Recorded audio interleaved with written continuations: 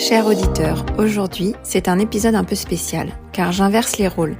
C'est moi qui ai été interviewée par Alexandre Ferrero dans son podcast « Mes premières fois dans l'entrepreneuriat ». J'ai décidé de diffuser cette interview sur Référence Petite Enfance parce que dans cet épisode, je parle beaucoup de mon parcours qui m'a mené à devenir un vrai manager de crèche. Alors que tu sois salarié ou patron, si toi aussi tu t'interroges sur le management, le tien ou celui de ton manager, cet épisode devrait t'intéresser. Bonne écoute!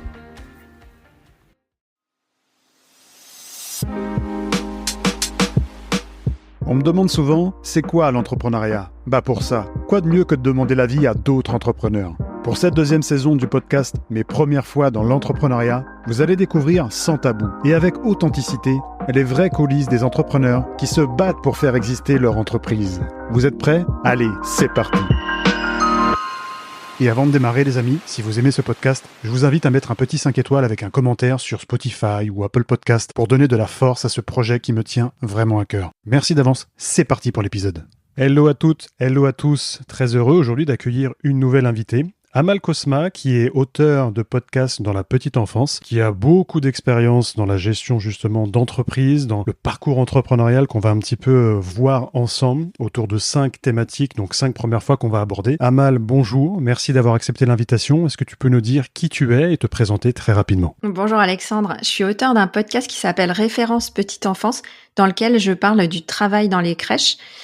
C'est un podcast que j'ai créé parce que ça fait 15 ans que je gère des crèches et j'ai eu envie de donner toutes mes astuces, tous mes process de qualité d'accueil aux pros de la petite enfance. Parce qu'en ce moment, la petite enfance est en crise et on a besoin d'aide, on a besoin de toutes les bonnes volontés. Donc j'ai eu envie de partager. Génial, belle présentation et surtout beau sujet, belle cause. On parle de petite enfance, on parle d'enfants. Les enfants, c'est l'avenir. Tout ce qui touche autour de l'enfant est important, notamment dans le choix du personnel et des gens qui vont accompagner un petit peu ces enfants vers notre avenir, vers notre futur. Donc c'est une très très belle cause. Tu parlais de crise un petit peu tout à l'heure. Est-ce que tu peux en dire un peu plus du coup par rapport à ça ? Oui, moi tu sais, pendant les 15-16 dernières années, j'ai géré des crèches et la crise, ça fait longtemps qu'on la sent monter parce que on a une énorme pénurie de professionnels qui s'est beaucoup aggravée avec la crise sanitaire, avec le Covid. Donc dans les crèches, y a pas beaucoup de pros. C'est vrai que c'est de plus en plus difficile, quoi. On est en flux tendu tout le temps. Et cette tension, elle va faire émerger plein d'autres problématiques, qu'elles soient sécuritaires, managériales, de bien-être au travail, etc., etc. Quand tu dis du coup, il n'y a pas beaucoup de pros, de plus en plus de difficultés à trouver du personnel, donc pénurie de personnel. Pénurie en fait de personnel au niveau compétences et qualifications des gens, j'imagine, c'est des auxiliaires péricultrices. Donc ça veut dire que quand il n'y a pas ces compétences-là, vous embauchez... Quand je dis vous, c'est en tout cas la profession embauche peut-être des gens qui sont moins qualifiés ? Alors, c'est une profession réglementée, donc tu peux pas non plus faire n'importe quoi. Il y a des seuils. Donc, normalement, la plupart des crèches sont dans les clous. C'est-à-dire qu'on va plutôt fermer des sections ou fermer plus tôt le soir. Ou alors, on va être vraiment dans le minimum du taux d'encadrement. Ce qui fait que tu vas faire en fait... un peu le bas de gamme ou c'est le minimum, voilà. Mais on fait ce qu'on peut entre guillemets. C'est-à-dire qu'il y a pas, je suis pas en train de juger en fait les crèches qui font ça. Ce que je dis, c'est que voilà, on a ouvert beaucoup de crèches. Il y avait une volonté politique d'ouvrir beaucoup de crèches pour que les parents puissent travailler, mais en face, il y a pas plus de pros qu'avant. Donc forcément, l'addition, elle fonctionne pas, quoi. Et du coup, nous, les gestionnaires, les patrons de crèches, quels qu'ils soient, privé, public, tout ce que tu veux, associatif, on est vraiment en difficulté pour avoir du personnel sur le terrain. On parle des crèches, mais on peut parler de d'autres secteurs d'activité comme la santé qui est beaucoup touchée également. Mais ça, c'est encore un autre sujet, mais on va y revenir du coup un peu plus en détail sur ce sujet bien précis. On va parler de toi, de ta première fois, de ta première expérience. L'idée, c'est de retracer un petit peu ton parcours entrepreneurial. Bon, on va parler d'une première fois pas forcément très sympathique. C'est la première fois que tu crées une entreprise. On va plutôt appeler ça donc ton premier échec, puisque ça s'est pas forcément bien passé. Oui, alors c'est pas mon premier échec parce que j'ai eu d'autres échecs avant, mais c'est mon premier échec d'entrepreneur. C'est-à-dire que j'avais déjà eu... je dirais que mon premier échec, c'est quand j'ai raté mon concours d'avocat. Et là, je me suis dit, je vais devoir devenir salarié. Et le salariat, ça a pas trop bien marché pour moi, ce qui fait qu'au bout de 7 ans, dans un grand groupe où j'étais dans la finance, et où j'étais très malheureuse, j'ai fini par me reconvertir. Enfin, au début, j'ai créé une entreprise avec mon conjoint qui, lui aussi, voulait se reconvertir. Et comme il était passionné par l'artisanat, le bâtiment, les travaux, etc., et ben on s'est dit, tiens, on va monter une boîte ensemble. Ça n'a pas été un succès. Je pense que tout simplement, on n'a pas fait les bons choix. Je pense que c'est très difficile de travailler en famille, en couple et en famille d'ailleurs. Et puis, on n'avait pas non plus les mêmes objectifs, la même façon de voir les choses, les mêmes envies. Ok, c'est intéressant ce que tu dis. Et du coup, est-ce que les gens qui nous écoutent, des personnes qui veulent se lancer, que ce soit solo ou peut-être même en association avec des amis, des proches ou des personnes qui connaissent pas forcément de manière très proche, est-ce que tu conseillerais aujourd'hui, malgré ton expérience un petit peu négative, du coup, de s'associer avec un proche ou au contraire vraiment de s'associer plutôt avec quelqu'un d'externe? C'est une bonne question. Aujourd'hui, alors moi j'ai testé aussi m'associer avec quelqu'un d'externe. Ça s'est beaucoup mieux passé. Pour ma dernière entreprise qui avait vraiment bien fonctionné, j'ai choisi à un moment un associé que j'ai choisi vraiment pour ça, quoi, pour être mon associé. Ça n'a pas été simple parce que du coup la personne, il faut d'abord prendre le temps de la connaître, de lui faire confiance, de vérifier qu'on est aligné. Mais c'est vrai que c'était beaucoup plus fluide.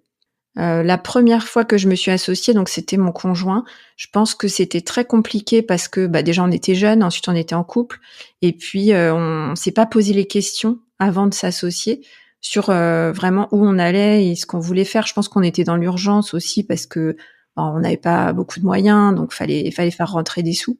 Et en réalité, moi je me suis rendu compte dans cette première expérience que j'étais une entrepreneuse plutôt développeuse qui avait envie de développer sa boîte, de recruter, de faire plein de projets, alors que mon associé, donc mon conjoint du moment, lui, il était plutôt dans quelque chose d'assez solo, d'assez artisanal, plutôt voilà. Sans jugement, je vois que on n'a pas les mêmes objectifs et je sens que ça coince en fait très vite. C'est ça qui peut être dur dans l'association. On peut être complémentaires. Et en plus, on s'est séparés. Et en plus, vous êtes séparés malheureusement. Donc, c'est beaucoup plus difficile à vivre parce que on parle souvent d'équilibre vie pro, vie perso. Là, en l'occurrence, tout l'équilibre justement qui anime ta vie au quotidien est complètement chamboulé. Je pense qu'il faut être complémentaire dans l'association. Là, c'était pas forcément le cas. C'était peut-être un manque de vision. Enfin, une vision en tout cas qui était différente de chacun. Et c'est vrai que si toi tu veux développer, si toi tu veux aller de l'avant et que l'autre personne préfère non pas se stagner, mais plutôt se stabiliser, c'est pas forcément évident du coup de développer quelque chose ensemble. Exactement. Je pense que ce qui est important, c'est de savoir si on a les mêmes objectifs, vérifier qu'on veut aller dans la même direction. Et puis ensuite, l'entente, voilà, c'est un couple, ça peut toujours se séparer. Donc après, j'ai refait l'expérience, pas en couple, mais avec une très bonne amie, une de mes meilleures amies. On s'est pas associés, mais je l'ai embauchée. Donc, tu vois, j'ai re-signé en fait pour bosser avec un proche. D'accord. Et ça s'est super bien passé. Mais c'est bien parce que t'as pas été freiné par cette première un peu expérience délicate qui a entraîné du coup une séparation. Derrière, tu te dis, bon, c'est quelqu'un que je vais embaucher, que je connais, mais tu as quand même fait place à ton feeling, à ton instinct, et puis ça a payé puisque ça s'est plutôt bien passé. En fait, j'y ai beaucoup plus réfléchi que la première fois, et j'en ai beaucoup plus parlé avec elle, et on s'est dit les choses clairement. Tu vois, je lui ai dit peut-être qu'on va perdre une amie. Enfin, je lui ai dit vraiment ce qui me faisait peur, elle aussi. Et on a décidé de tenter le coup, mais tu vois, c'était beaucoup plus réfléchi. Après, c'est un petit peu différent parce qu'on s'est pas associés, mais je suis sûre que si on s'était associés, ça aurait aussi très bien fonctionné. Tout simplement parce que elle et moi, on a vraiment la même façon de considérer le travail, la charge de travail, la puissance que tu vas y mettre. Donc, si par exemple, toi, tu es hyper bosseur, que tu as une forte capacité de travail, que tu as envie d'être à fond et que ton associé, lui, il a envie de bosser 25 heures par semaine, c'est compliqué en fait. Il y a des décalages qui vont se créer, qui vont être difficiles, frustrants. En fait. Le plus important, je pense, c'est d'être aligné, qu'on soit associé ou avec un collaborateur. C'est vraiment ça qui fera la différence dans la suite du projet. On va du coup parler d'une deuxième de tes premières fois, un peu plus sympathique, hein, celle-là quand même. C'est la première fois du coup que tu as aimé ce que tu faisais, et j'en profite du coup pour dire aux gens qui nous écoutent que si on aime cet épisode, si on aime Amal Cosma, on n'hésite pas à mettre 5 étoiles, on n'hésite pas à mettre un petit commentaire pour que justement l'épisode remonte un petit peu, beaucoup même dans le classement. Donc je disais, première fois que tu as aimé vraiment ce que tu faisais, et j'ai même envie de dire que tu te sentais vivante. Alors en fait, j'ai été salariée, dans des groupes industriels, pendant 7 ans et je travaillais dans la finance. J'avais fait des études de droit et je me suis spécialisée dans la fiscalité. J'ai été vraiment très malheureuse. Ma seule motivation, c'était, le salaire parce que, le travail n'était pas intéressant, pour moi en tout cas et du coup, j'arrivais à poursuivre mon travail en me disant: «Bon, je vais être augmentée à la fin de l'année, je vais peut-être avoir une prime», mais tout ça, ça ne suffit pas et à un moment, ce qui a vraiment fait, basculer, je pense, mon ras-le-bol, mon mal-être dans ce travail, c'est le manque de management. C'est que quand le management est pas bon, quand la personne est pas valorisée, quand la personne se sent, laissée de côté, qu'il y a pas d'intérêt et ben, ça va trop loin, ben, la personne elle en peut plus, quoi. Donc moi j'en étais là et c'est à ce moment-là que, j'ai eu ma fille.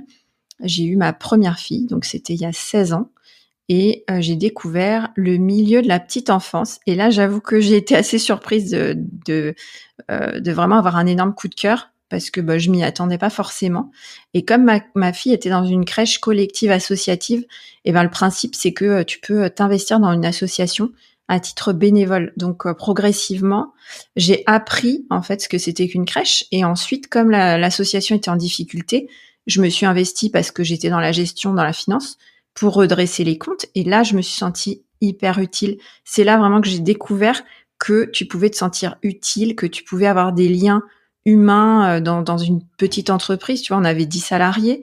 Donc là, tu rencontres les parents, tu rencontres le maire, tu rencontres les salariés, tu rencontres les enfants. Donc là, t'es au cœur d'un système, d'un petit écosystème où tu te sens utile, quoi, tout simplement. Il y a du lien social, et puis tu sens que ce que tu fais, c'est directement lié au bien-être de ton usager. Donc nous, c'était les parents et les enfants.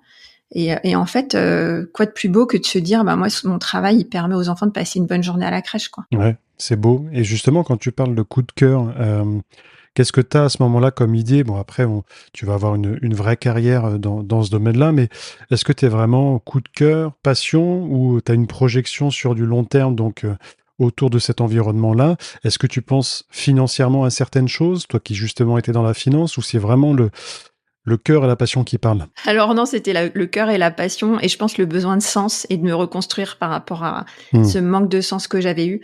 Parce que financièrement, franchement, c'était vraiment la galère, quoi, pour moi.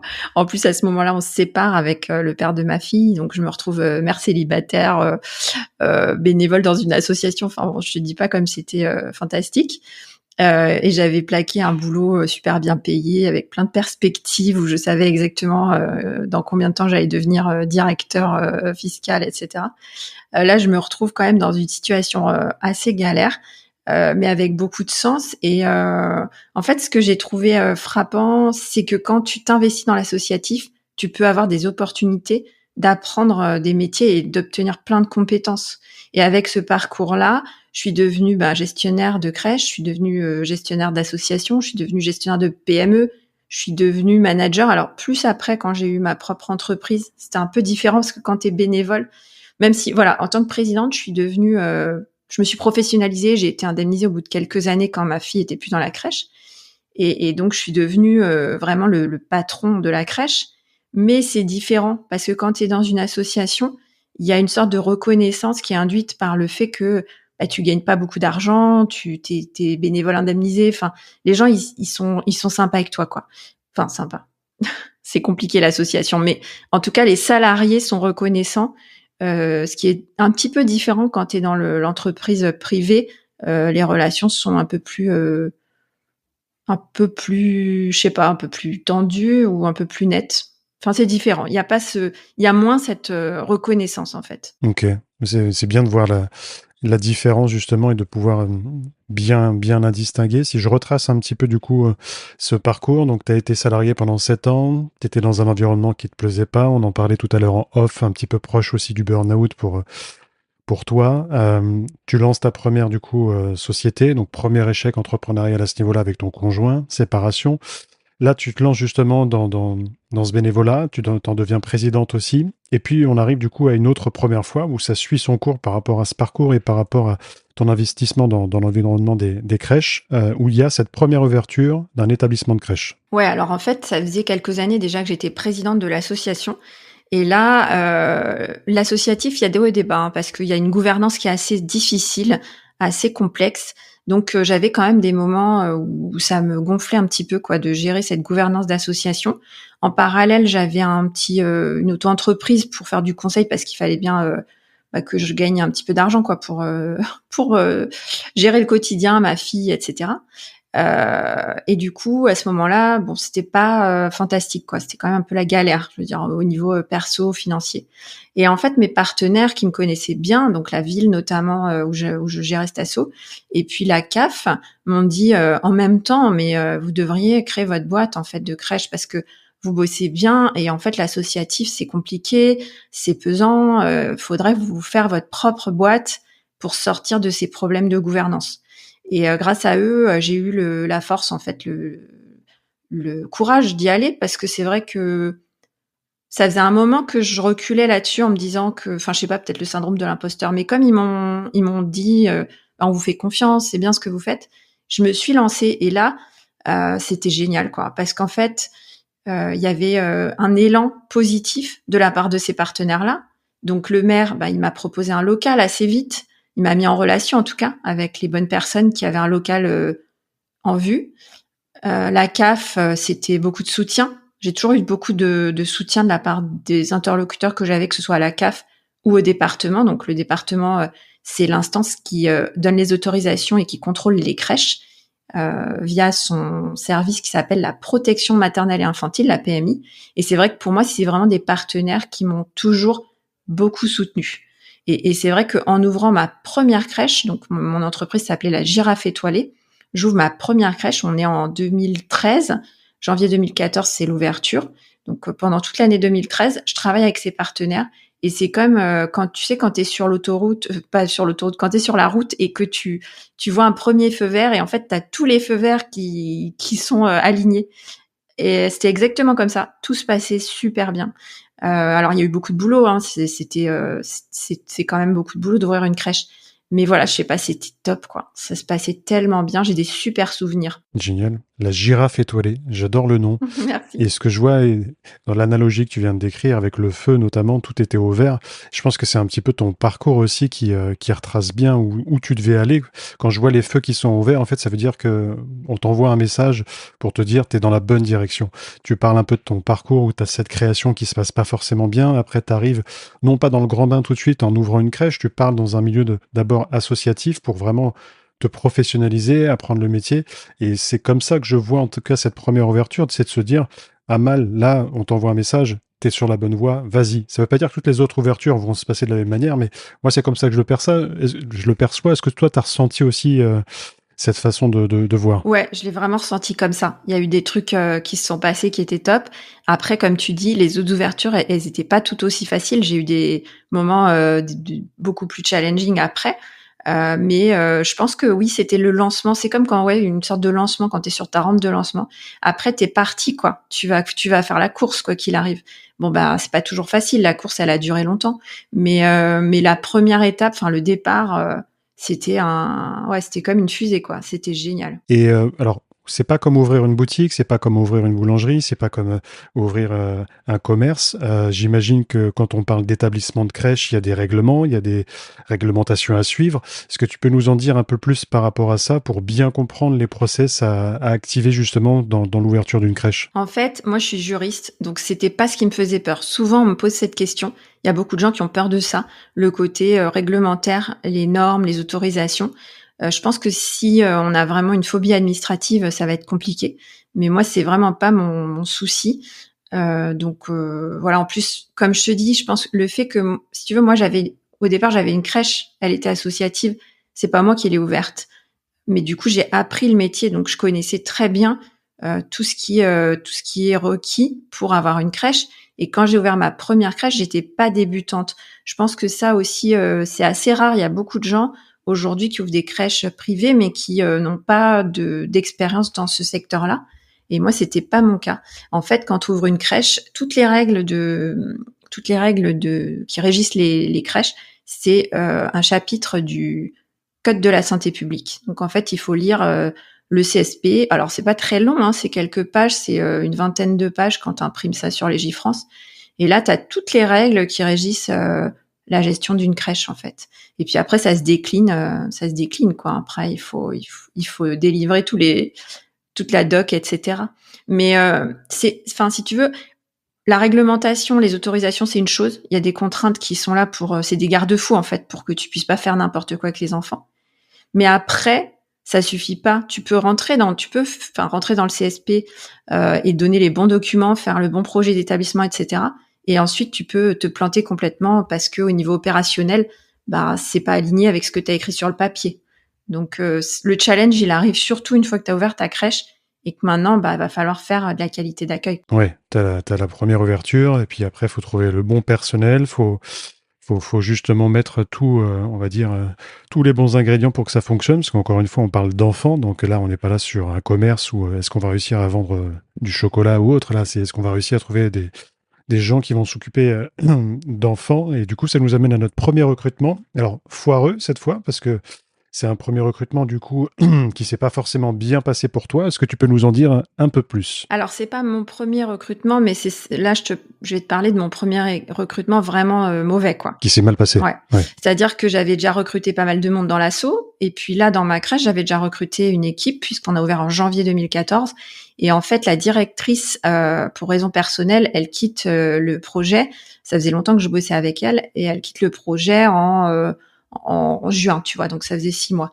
Et en fait, je dois recruter très rapidement. Elle me dit, t'inquiète pas, je reste jusqu'à la rentrée, mais moi, tu vois, moi, je suis dans l'urgence. Il faut que je recrute une nouvelle cadre, en fait, pour dans très peu de temps, quoi. Et en fait, ça s'est pas bien passé parce que d'abord, j'étais dans l'urgence. Tout simplement, quand on est dans l'urgence, c'est compliqué. Parce que j'avais une toute petite boîte et que quand t'as une toute petite boîte, t'es vachement tributaire de tes salariés. C'est plus ma boîte elle a grossi, plus ça s'est bien passé. Là, en fait, j'avais fait appel à un cabinet de recrutement, un cabinet qui faisait, tu sais, des sortes de tests de personnalité, des entretiens, pour m'aider. Donc, tu vois, je voulais quand même m'armer. Hein, je partais pas naïve, quoi, dans le truc. Je savais très bien que c'était un problème complexe. Et donc, j'ai pas eu beaucoup de candidats parce que j'étais dans l'urgence et que c'était pas le bon moment, c'était l'été. Et la conseil, elle me dit, écoutez, on a 3 profils. Alors, je te passe les détails sur les 2 autres, mais bon, il y en avait une, elle voulait des horaires de bureau et qu'on la dérange pas quand elle était off. Donc ça, c'est quand t'es directrice d'équipe, ça marche pas. L'autre, je sais plus quoi. Et puis la dernière, donc celle que j'ai recrutée, elle me dit, c'est une fille bien, elle est gentille, mais c'est pas une manager. Ce sera jamais le chef. Elle me dit, vous voulez une directrice et cette personne-là, je ne pense pas que vous en ferez une directrice. Ça me paraît pas possible. Elle me dit, ça va être une sorte de second, quoi. Et moi, je me dis, bon, elle se trompe, quoi, je vais y arriver. Ah oui, d'accord. Donc, c'est-à-dire, dès le départ, on te donne des signaux. Moi, ce que je retiens dans ce que tu dis, bon, t'étais un peu dans l'urgence aussi. Après, c'est comme ça, on est obligé des fois d'accélérer les choses. Donc, ça part pas forcément bien dès le départ. Il n'y a pas de jugement dans ce que je dis. Hein. J'analyse juste pour qu'on comprenne des fois pourquoi ça se passe pas forcément bien dans le recrutement. Moi, ça m'est arrivé aussi et c'est important d'expliquer vraiment tout le process. Et là, du coup, on te dit un petit peu quand même, bon, je sens pas que ce sera une bonne directrice, mais toi, du coup, t'es un peu pressé, t'es dans l'urgence et t'y vas quand même. Ouais, j'ai eu l'impression que j'avais pas le choix. Et je pense que j'avais pas le choix parce qu'à l'époque, comme je te dis, c'était une toute petite boîte et que je pouvais pas vraiment faire appel à d'autres ressources. Ce qui s'est arrangé quand j'ai eu plusieurs établissements où là, il y avait plus de collaboration, t'as plus de force de frappe en fait. Mais quand t'as qu'une petite boîte, qu'une petite crèche avec des gens qui ont besoin quand même d'être soutenus rapidement sur le terrain, tu peux pas leur dire on va attendre 6 mois pour vous apporter les compétences nécessaires et la direction. Donc faut y aller, quoi. Et je pense que voilà, je le savais. Au fond, je le savais et on me l'avait dit que ça allait pas fonctionner. Mais j'ai pas voulu voir les choses en face. Et ça, je pense qu'on est souvent dans cette problématique quand on est patron. de faire un mauvais recrutement alors qu'au fond de soi, on sait que c'est pas le bon. Ouais, d'où l'importance, je pense, de faire confiance à son instinct. Là, tu l'as pas écouté, mais tu avais quand même un indicateur au fond de toi qui disait ça va pas forcément être la bonne personne, mais bon, on prend et puis on verra comment ça se goupille. Et du coup, ça se goupille par la 5e première fois qu'on va aborder ensemble, c'est-à-dire que c'est ton premier licenciement, du coup, et le premier licenciement avec cette même personne. Bah ouais, parce qu'en fait, cette personne, ça s'est pas bien passé. Elle a essayé. Je dois dire que c'est pas une mauvaise personne et que j'en garde pas un mauvais souvenir dans le sens où, je pense que ni elle ni moi, on est en faute, en fait. Je pense qu'on a toutes les 2 été un peu mauvaises. Voilà. Elle était pas une bonne directrice et moi, j'étais pas un bon manager. Et je pense qu'on n'est pas manager, mais qu'on le devient. Et moi, j'ai vraiment tu vois, j'ai managé des gens à l'association, mais c'était pas pareil. C'est ce que je disais, quand c'est ta boîte, c'est différent. Et je suis devenue manager par mes échecs et dans la souffrance, franchement. Et je sais pas si tout le monde le vit comme ça, mais pour moi, je l'ai acquis dans la difficulté, quoi. Aujourd'hui, je m'estime vraiment être un manager. Je pense que j'ai tiré mon épingle du jeu. Je sais pas si c'est ça l'expression, mais voilà, je me sens. Enfin, il y a eu un moment, en fait, au bout de quelques temps où je me suis dit, ça y est, maintenant, je suis armée et j'y arrive bien et j'arrive à soutenir les gens, à les faire monter, à les faire évoluer en compétences et avec beaucoup de plaisir. Tu vois, c'est vraiment une grande joie pour moi d'avoir été manager de cette équipe et de voir à quel point les professionnels ont pu faire des super trucs et évoluer dans cette équipe. Et puis j'ai plein de beaux témoignages, tu vois, même sur mon LinkedIn, j'ai des avis de pros, Génial. enfin voilà, et puis on garde le contact et ça c'est vraiment un La reconnaissance de ce qu'on transmet. ouais, voilà. Mais le licenciement en soi, ce que j'ai trouvé dur à ce moment-là, c'est de te rendre compte que tu t'es planté, que tout simplement, bah, tu t'es battu comme un idiot pendant des mois à essayer de faire marcher un truc qui marche pas. Et je me suis fait accompagner, hein, à ce moment-là. C'est-à-dire que déjà, Ok. c'est une période où je trouvais ça très dur d'évoluer. Je voulais absolument que mon groupe évolue. Je voulais vraiment monter en compétence en tant que manager. Donc, j'ai pris quelqu'un qui m'a accompagnée dans la gestion de l'équipe et dans la mise en place des process d'organisation du travail dans les crèches. J'en ai fait un peu ma spécialité. C'est-à-dire que maintenant, je sais voilà ce qui se passe dans une crèche sur le terrain. Moi, ce qui m'intéresse, c'est vraiment de comprendre ce qui se passe sur le terrain, comment le travail est organisé, qu'est-ce qui fait que ça va ou que ça va pas, et de pouvoir, tu vois, mettre à profit cette organisation du travail pour que ça se passe bien pour l'enfant. Et du coup, ça va bien se passer pour tout le monde, en fait, pour le pro, pour la famille, pour tout le monde. Mais à ce moment-là, j'ai eu besoin d'une personne pour m'aider à comprendre tout ça. Et c'est elle aussi qui m'a dit, écoute, avec cette professionnelle-là, ça ne marchera pas. Regarde bien ce qui se passe, pose bien le cadre. Et en fait, voilà, le plus dur pour moi, ça a été à ce moment-là de me dire, bah maintenant, il faut que je pose un cadre beaucoup plus ferme. Et la personne, soit elle rentre dans le cadre, soit elle va s'en aller. Mais le cadre, il doit être posé et il faut le maintenir. Et je pense, voilà, c'est cette première fois où je me suis rendu compte que j'avais ce problème à fixer mon cadre. Et après, une fois que j'ai bien compris ça, ça a été très différent. Ça a changé ma vie de manager. Génial. Et d'où l'importance de se faire accompagner. On a souvent peur peut-être de le faire, de se lancer à ce niveau-là en se disant je vais tout maîtriser, je vais gérer au fur et à mesure. Et on se rend compte qu'on est bon dans un domaine, mais on peut aussi avoir certaines lacunes dans d'autres, et il n'y a aucune honte en tout cas à se faire accompagner. C'est ce que tu as fait, tu l'as très bien fait après, puisque après tu l'as dit toi-même, tu t'es senti en tout cas à l'aise et en confiance. Et du coup, au bout de combien de temps, c'est-à-dire que la partie managériale n'était pas forcément plutôt bien cadrée de ton côté, après tu t'es fait accompagner, mais il s'est passé pour combien de temps pour que tu te sentes vraiment bien justement dans le management? Bah, en fait, je me suis pas posé la question sur le moment. C'est-à-dire que j'ai pris conscience de ça a posteriori. Sur le moment, je me suis dit c'est pas pour moi le management. Ça, c'est vrai. Assez vite, je me suis dit waouh, c'est l'horreur en fait d'être patron. Tu t'en prends plein la gueule en permanence. C'est l'enfer. Au secours, je rends la crèche. Reprenez-la. Donc ça, c'était assez rapide. C'est là que je me suis fait accompagner. Le licenciement, je pense qu'il est venu, je dirais, elle a dû rester peut-être presque 1 an, la personne. Et ensuite, j'ai vraiment, tu vois, remis les choses à plat, évolué, ouvert d'autres établissements, etc. T'as pris du recul, ouais. Bah, en fait, j'ai continué ma route. Je me suis pas rendu compte que j'évoluais forcément, mais je pense que c'est vraiment quand il y a eu, tu vois, en 2020, donc je dirais 5 ans plus tard, quand il y a eu le Covid. où j'ai vraiment pris ce recul à ce moment-là et je me suis dit, ah ouais, tout le chemin parcouru, quoi. À ce moment-là, quand il y a eu le Covid, c'est les difficultés qu'on a rencontrées et les difficultés que mon équipe a traversées et à quel point je me suis mise les mains dans le moteur pour les aider aussi. Comment on s'est serré les coudes et comment on a bossé en équipe. J'ai eu l'impression qu'on soulevait des montagnes, en fait. Et là, je me suis dit, waouh, t'as vraiment fait un sacré chemin.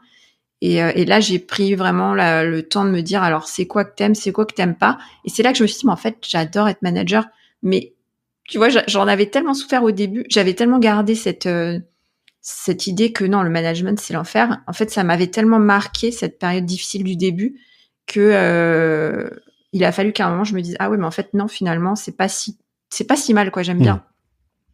T'as vraiment une vraie valeur, tu t'apportes vraiment quelque chose, quoi, quand t'es un bon manager. Et je dis souvent ça, en fait, à mes pros, quand elles veulent évoluer dans des postes de manager, je leur dis, ça va être dur, vous allez probablement avoir des moments difficiles, mais si vous y arrivez, c'est le top, quoi, d'être manager et de réussir à être manager et à accompagner une équipe. Complètement, et on arrive du coup à la fin de l'épisode et je ne peux que apprécier ce que tu dis, ton parcours aussi. Enfin, on voit un petit peu tout le chemin qu'il faut pour justement être épanoui, être bien dans ce qu'on fait. Et c'est pas forcément dès la première fois, même si c'est un petit peu la thématique du podcast, qu'on arrive à toujours trouver, en tout cas, chaussure à son pied.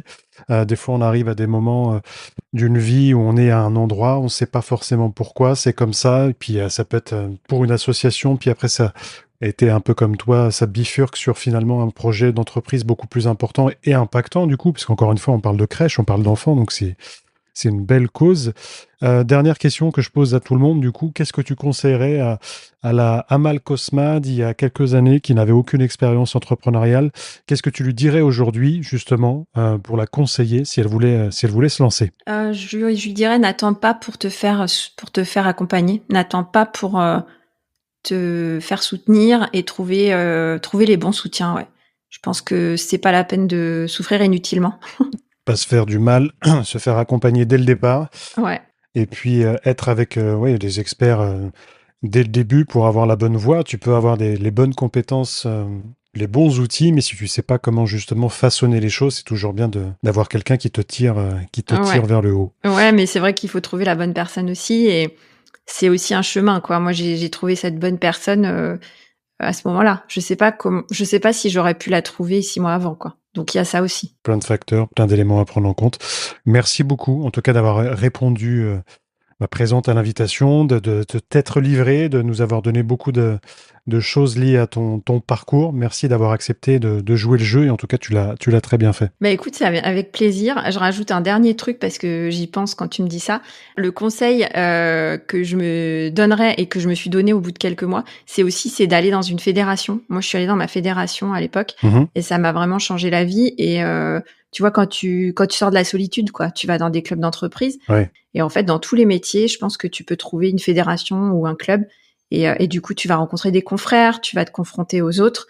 Et ça, c'est du soutien, quoi. C'est top. Tu sors de ta bulle, tu es confronté au discours similaire au tien, c'est-à-dire des gens qui te comprennent. Pas forcément le cas quand on est entouré de proches qui comprennent pas forcément ce qu'on fait, d'où l'intérêt justement d'aller dans les clubs d'entrepreneurs ou des fédérations, comme tu dis. C'est ça. Ben voilà, merci beaucoup Alexandre, j'étais ravie de témoigner dans ton podcast. Encore merci à toi, et puis plein de bonnes choses à toi pour la suite, pour ton parcours, et puis tu reviendras peut-être pour nous raconter d'autres éléments croustillants, en tout cas de ton parcours. Avec plaisir, à bientôt.